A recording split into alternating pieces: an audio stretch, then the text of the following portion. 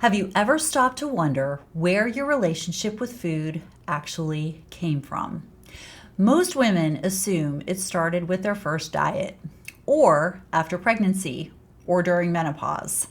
After coaching women for more than 30 years, I can tell you it usually started much earlier than that. Every week, I sit across from women who want to lose weight. Some want to lose 10 pounds, 20 pounds, 50. Some simply want to stop feeling guilty every time they eat a cookie. And sooner or later, almost every one of them tells me a story. Not about protein, not about calories, not about metabolism. It's a story about childhood. They share things like, my mom was always on a diet. We had to clean our plates. Or dessert was something we earned. I also hear, I still feel guilty eating bread. Different women, different families, different stories. But one thing is remarkably consistent. Very few of our relationships with food begin in adulthood. Most of them are quietly forming long before we ever realize they're there. And that's why I want to have a different conversation today. This isn't really a parenting video, it's a legacy video.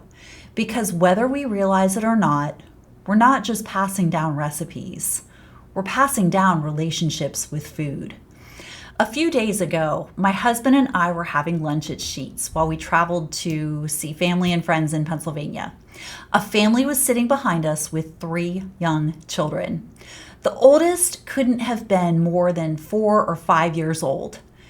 At one point, he looked at some food and said, "Wow, that has a lot of calories." And I just froze for a second. Not because calories are bad, not because children should never learn about nutrition, but because my first thought was, why is a preschooler already thinking about calories? Nobody is born worrying about calories. Nobody is born believing bread is bad. Nobody is born feeling guilty about dessert. Those beliefs are learned, usually without anyone ever intending to teach them. Now, before you get defensive, stay with me. I'm not suggesting parents are trying to create unhealthy relationships with food. Quite the opposite. Parents love their children. Grandparents adore their grandchildren. Most families do the best with what they know. But here's what I've learned after 3 decades of coaching women. We often pass along the very beliefs we inherited ourselves. Not because we want to, but because they've become normal. Think about the phrases you've probably heard your entire life. The tape that plays in your head might go something like, "I've been bad today with my food," or "I have to burn this off tomorrow." "I can't eat that," or "finish everything on your plate." This one's my favorite. "You are so good, let's go get ice cream." None of those comments seem like a big deal by themselves, but children don't learn from one conversation. They learn from 1,000 ordinary moments. They don't just watch what we eat, they watch how we talk about food, how we talk about our bodies, and yes, the ways that we look at ourselves in the mirror or the reflection of a store window. They watch how we celebrate. They watch how we handle stress. And little by little, they begin borrowing our beliefs before they've ever had the chance to build their own. Years later, those same children often end up sitting across from someone like me. Now they're adults. They're trying to lose weight after 40. They're convinced they have no willpower. And they're frustrated because every attempt at healthy eating feels like a battle. Overall, they tell me they wish they were taught differently.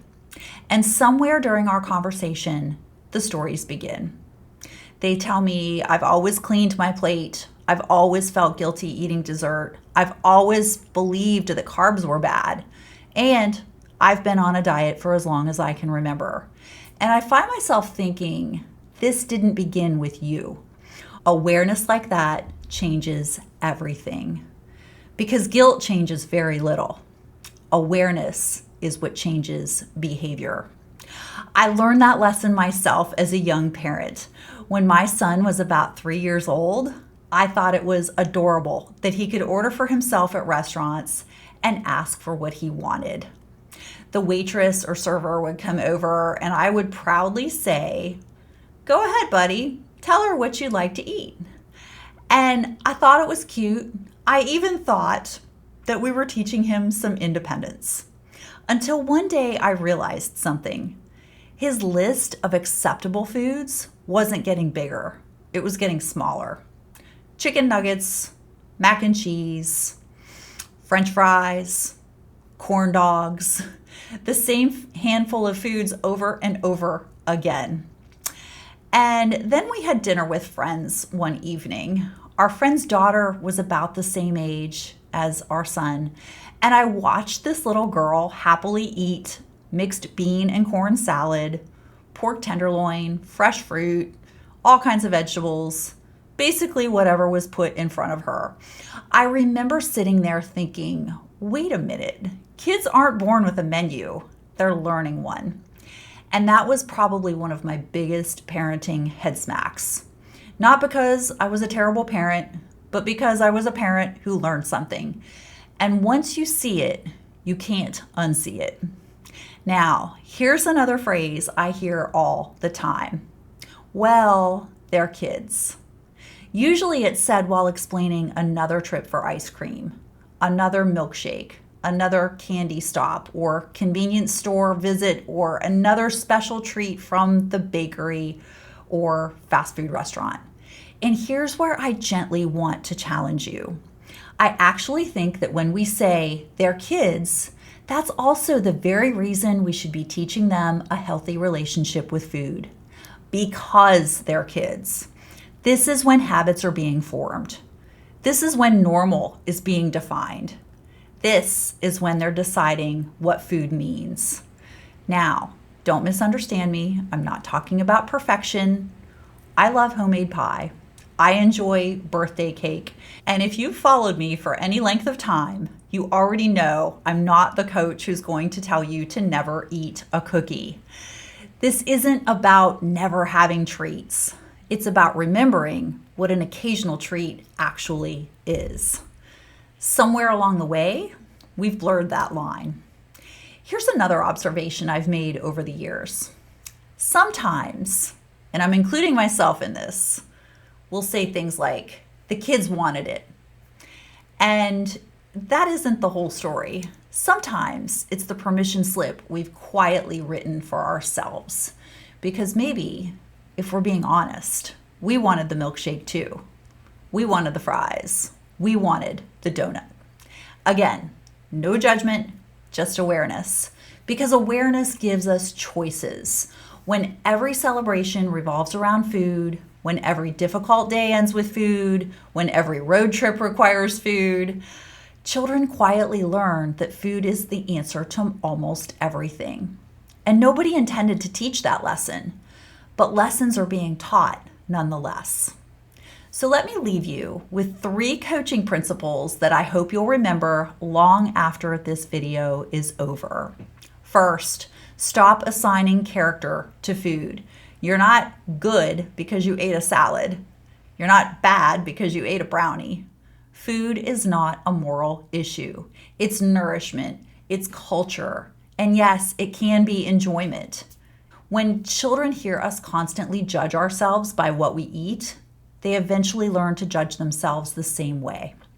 Second, stop using food as emotional currency.